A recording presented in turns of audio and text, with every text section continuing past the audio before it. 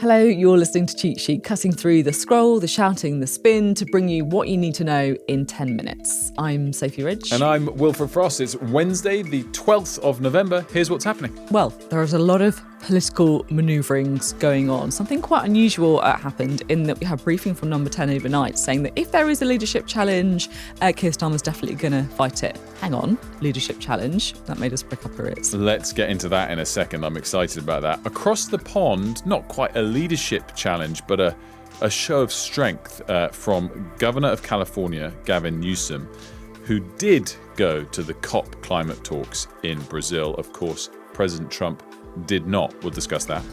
And we got a little bit from Ronaldo, a football legend, announcing that next year's World Cup in Canada, Mexico and the USA is going to be his last one. So first up, Sophie, Sir Keir Starmer's allies are having to brief us overnight to say he is ready to fight off leadership challenges. Sorry, what? Yeah. Where's this come from? So I guess first, what are these challenges that are being alluded to? And are we really in a position, people have talked about him not being popular at the moment, that he has to fight these off? I think it tells us two things really clearly. The first one is it consolidates just what a fragile position Keir Starmer is in right now and how worried they are in Number 10. They've got the budget, which is almost certainly going to break the manifesto on tax. He's got Nigel Farage breathing down his neck. He's had issues with the Chancellor. This is a man who is not safe in his premiership, and Labour MPs are talking about it, as you'd expect. The second thing that I would say is it's so weird that they briefed it into the papers overnight and to broadcasters like ourselves. But directly about Wes Streeting as well, right? Yeah, exactly. So, what I was going to say is that what they've done is they've spoken to journalists like ourselves, overnight. And for me, the exact reason that they're doing that, which is a weird thing to do, because why would you talk about a leadership contest if no one else is talking about it? The reason they're doing it is because they know that Wes Streeting is on the morning round this morning, right? So that means he's talking to us, he's talking to other broadcasters as well. And they want to force him to publicly deny mounting a leadership challenge and to publicly back Keir Starmer, which of course makes it much more difficult for him to be involved in any shenanigans in a couple of weeks. My take on this is it would be so short-sighted of someone like Streeting to actually be trying to launch a leadership channel right now. I think Andy Burnham has just reminded everybody that he who wields the sword doesn't take the crown. And almost wonder whether this is instigated by Number 10 as opposed to by Streeting. Either way, the very fact they feel that that's necessary just shows how nervous generally people are ahead of the budget across government. I think you're right on that. In some ways, it could easily be Number 10 trying to dampen down any potential leadership challenge rather than anything active going on. President Trump says he has an obligation to sue the BBC in his words, and he described documentary edits of his speech as very dishonest. He made the comments to the Fox News host Laura Ingraham in an interview. Well, I think I have an obligation to do it because you can't allow people to do that. I couldn't allow 60 Minutes. We settled that one for many millions of dollars. So a couple other things that came out of that interview. He said that the BBC, defrauded the public. As you said, he had an obligation to sue. He also says, of course, this came from a great ally. I guess the government has a chunk of it. Of course, the government has all of it and owns the BBC, not that he was directly criticising the government. I just thought that added point of view from President Trump was very interesting. And we discussed this yesterday. Would he back down on this particular part of his ire, the lawsuit part? And so far, he's not. Yes, the chair of the corporation, of course, Ms. Shah, already apologising over the Arab judgment. Two bosses stepped down, but it just shows, doesn't it, the BBC they're still struggling with it. So to the climate talks in Brazil now, where the Earth's biggest polluters are missing from the negotiations. But the US does have one representative there. It's the California governor, Gavin Newsom. I'm here in the absence of leadership from Donald Trump, who's abdicated responsibility on a critical issue. I'm here to show up on behalf of my country. I'm here to showcase California's leadership, dominance in the low-carbon green growth space.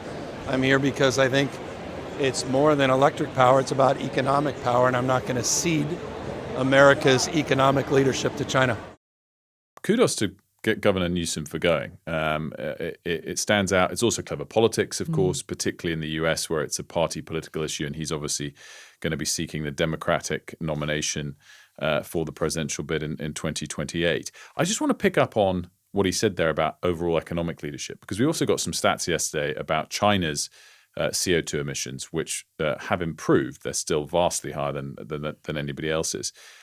But what China has managed to do is not necessarily because they care about emissions. It's because they want cheap energy costs. We keep saying here that the UK has to emulate the US's energy costs.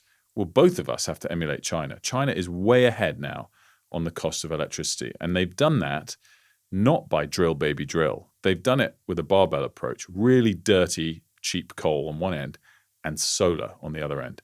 And that's just a little snapshot of where we're kind of not doing either.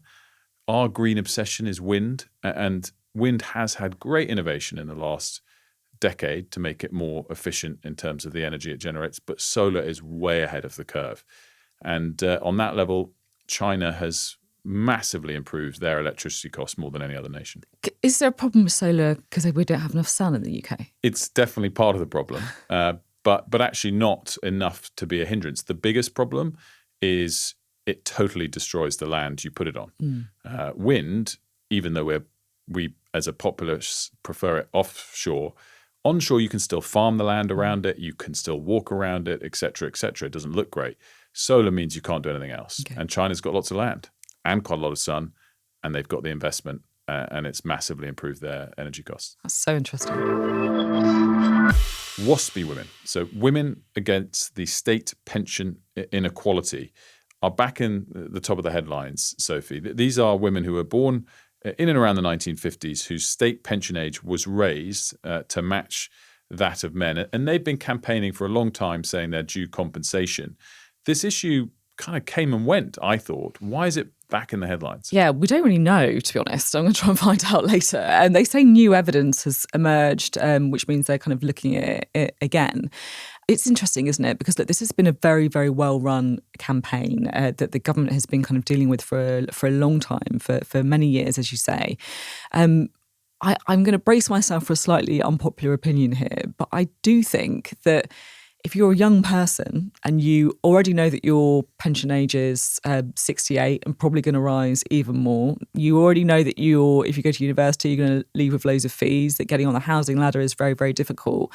I think that the idea of paying compensation to a generation who in some ways had it easier because their pension age rose from 60 to 65, bringing it equal to men, I think that's a tough sell. I'm going to be honest. The other thing that's really interesting here is so the Pension Secretary, Pat McFadden, says they're reconsidering their decision not to award them compensation. To me, they've already done the damage. I don't think the WASPy women will suddenly say, yes, you were honest and upfront all along.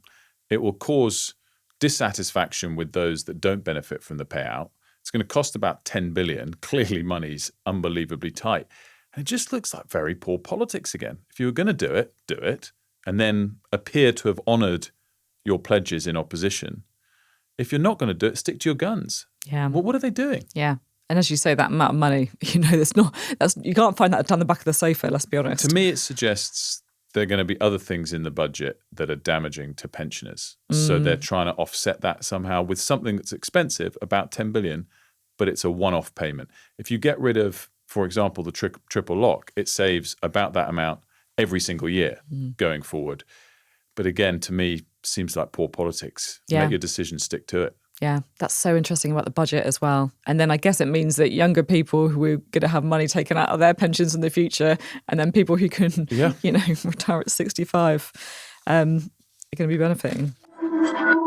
So Cristiano Ronaldo, one of the legends of football, has confirmed a record 6th World Cup next year, but it is going to be his last one because he's going to be 41 when the tournament takes place. I love that. He's the same age as me and he's playing in the World Cup. I know. I love that the story here is he's confirming it'll be his last, as opposed to the story being he is intending to play next year. Yeah. Of course he can't play when he's 45. Exactly. I know. It's extraordinary. I mean, I wouldn't put it past him. One thing I hope on this is he really warrants his place, because he's clearly got almost total control over the Portuguese Football Federation. I love him. I'm more of a Ronaldo over Messi player. I hope he scores in the final Actually, I don't, because I hope we do. But I hope he has a great World Cup, and I just love him winning all these accolades. But is he really the best person to lead the line still? I'm not so sure. But either way, good to see him there. It's going to be a great World Cup. That's it for today's cheat sheet. If you've got a story you want us to cover, then do get in touch with us. The email address is cheatsheet@sky.uk. And remember to follow the feed so you never miss an episode. Thanks for listening.